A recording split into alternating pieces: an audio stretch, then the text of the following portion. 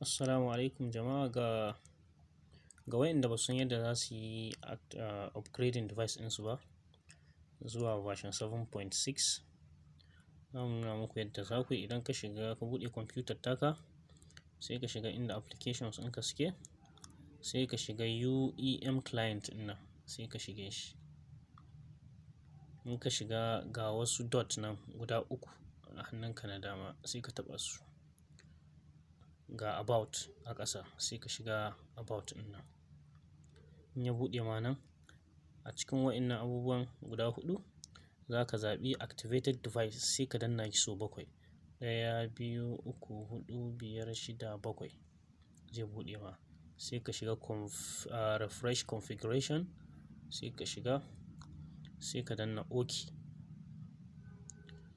Za ka yana ma refreshing.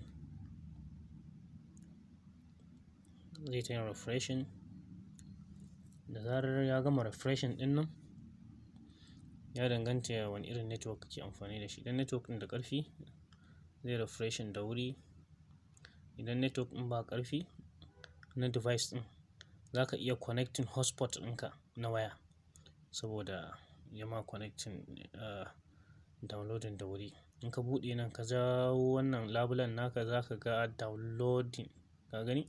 YAHUAZA 7.6 cewar ya fara downloading kenan. To, da ya gama refreshing sai ka bar shi, zai yi downloading da kansa. Za ka ga ya koma wannan version ɗin sabo da muke magana 7.6. Gode.